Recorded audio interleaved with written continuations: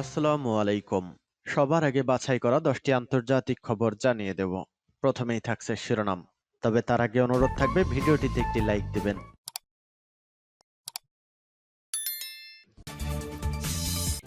জানিয়ে দিব হাতে থাকা সর্বশেষ আপডেট আন্তর্জাতিক সংবাদ।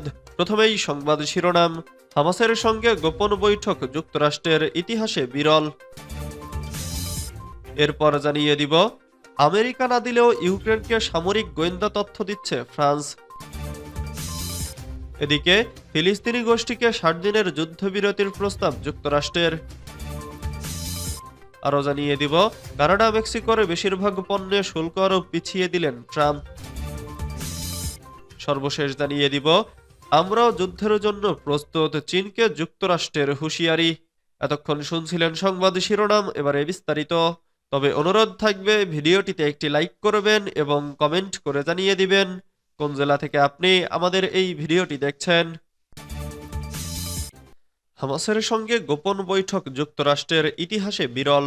গাজা উপত্যকায় আটক মার্কিন জিম্মিকে মুক্ত এবং যুদ্ধের অবসানের জন্য একটি বৃহত্তর চুক্তির লক্ষ্যে মার্কিন প্রেসিডেন্ট ডোনাল্ড ট্রাম্পের প্রশাসন ফিলিস্তিনের স্বাধীনতাকামী সংগঠন হামাসের সঙ্গে গোপনে সরাসরি আলোচনা করেছে। প্রেসিডেন্ট ট্রাম্পের জিম্মি বিষয়ক দূত অ্যাডাম বোহেলার সম্প্রতি কাতারের রাজধানী দোহায় হামাসের কর্মকর্তাদের সঙ্গে বৈঠক করেন। বুধবার দুটি সূত্রের বরাত দিয়ে এ খবরে জানিয়েছে মার্কিন সংবাদ মাধ্যম এক্সিওস। প্রতিবেদনে বলা হয়েছে, হামাসের সঙ্গে যুক্তরাষ্ট্রের এ আলোচনা অভূতপূর্ব ঘটনা, কারণ দেশটি এর আগে কখনো এই সংগঠনের সঙ্গে সরাসরি আলোচনায় বসেনি। 1997 সালে ফিলিস্তিনি স্বাধীনতাকামী এই সংগঠনকে সন্ত্রাসী গোষ্ঠীর তালিকাভুক্ত করে মার্কিন সরকার। প্রতিবেদনে বলা হয়েছে, মার্কিন প্রশাসন যে হামাসের সঙ্গে আলোচনার পথে হাঁটতে পারে এমনটা ইসরায়েলকে জানানো হয়েছিল। এরপর দুপক্ষের আলোচনা হয়ে গেছে। ইসরায়েল সেটি অন্য একটি চ্যানেলের মাধ্যমে জেনেছে। এই আলোচনার লক্ষ্য হল হামাসের কাছে আটক থাকা মার্কিন জিম্মিকে মুক্ত করা। এছাড়া সঙ্গে দীর্ঘ যুদ্ধবিরতি নিয়েও আলোচনা হচ্ছে বলেও জানিয়েছে সংবাদ মাধ্যম এক্সিওস, যেটির লক্ষ্য হল সব জিম্মিকে মুক্ত করা এবং গাজায় যুদ্ধ বন্ধ করা। তবে নাম প্রকাশ না করার শর্তে একটি সূত্র এক্সিওসকে জানিয়েছে, আলোচনা চললেও হামাস ও যুক্তরাষ্ট্রের মধ্যে কোনো ধরনের চুক্তি এখনো হয়নি। আমেরিকা না দিলেও ইউক্রেনকে সামরিক গোয়েন্দা তথ্য দিচ্ছে ফ্রান্স। সম্প্রতি ইউক্রেনের সঙ্গে সব ধরনের গোয়েন্দা তথ্য বিনিময় বন্ধ করে দিয়েছে যুক্তরাষ্ট্র। এর মধ্য দিয়ে রাশিয়ার বিরুদ্ধে যুদ্ধে আগামী দিনগুলোতে ইউক্রেনের জন্য পরিস্থিতি আরও কঠিন হতে পারে বলে মনে করা হচ্ছিল। এই অবস্থায় ইউক্রেনের পাশে দাঁড়িয়েছে ফ্রান্স। দেশটি ইউক্রেনকে সামরিক গোয়েন্দা তথ্য দিচ্ছে। বৃহস্পতিবার 6 মার্চ এক প্রতিবেদনে এই তথ্য জানিয়েছে সংবাদ মাধ্যম ভয়েস অব আমেরিকা।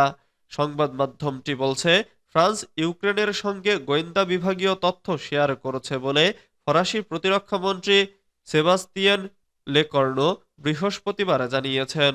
যুক্তরাষ্ট্র ইউক্রেনের সঙ্গে গোয়েন্দা তথ্য বিনিময় বন্ধ করার পর ফ্রান্সের পক্ষ থেকে এই পদক্ষেপ নেওয়া হলো। এদিকে রাশিয়ার আগ্রাসনের বিরুদ্ধে ইউক্রেনকে সাহায্যের জন্য ব্যয় ও অঙ্গীকার জোরালো করে প্রতিরক্ষা ব্যবস্থাকে মজবুত করার বিষয়ে আলোচনা করতে ইউরোপীয় ইউনিয়নের নেতারা বৃহস্পতিবার ব্রাসেলসে এক শীর্ষ সম্মেলনে সমবেত হন। ইউক্রেনের প্রেসিডেন্ট ভলোদিমির জেলেনস্কিও সেখানে উপস্থিত ছিলেন। এরপরই কিয়েভের সঙ্গে সামরিক গোয়েন্দা তথ্য ভাগাভাগির এই সিদ্ধান্ত নিল ফ্রান্স। বৈঠকের আগে ফরাসি প্রেসিডেন্ট ম্যাক্রো বলেন, ইউরোপীয় ইউনিয়নের সদস্যরা আগামীতে চূড়ান্ত পদক্ষেপ নেবে। পাশাপাশি নতুন প্রেসিডেন্ট ডোনাল্ড ট্রাম্পের আমলে ইউক্রেনকে যুক্তরাষ্ট্র সাহায্য দানের সিদ্ধান্ত বদল করায় উদ্বেগও প্রকাশ করেছেন তিনি। ম্যাক্রো বলেন, ইউরোপের ভবিষ্যৎ ওয়াশিংটন বা মস্কোতে বসে নির্ধারণ করা যাবে না। প্রসঙ্গত, গত সপ্তাহে হোয়াইট হাউসে জেলেনস্কির সঙ্গে ট্রাম্পের উত্তপ্ত বাক্য বিনিময়ের পর এই সপ্তাহের শুরুতে কিয়েভের জন্য সামরিক সাহায্য বাতিল করেছেন মার্কিন রিপাবলিকান এই প্রেসিডেন্ট। পরে সিআইএ পরিচালক জন র্যাডক্লিফ বলেন, কিয়েভের সঙ্গে গোয়েন্দা বিভাগীয় তথ্য বিনিময় বন্ধ করে দিয়েছে যুক্তরাষ্ট্র।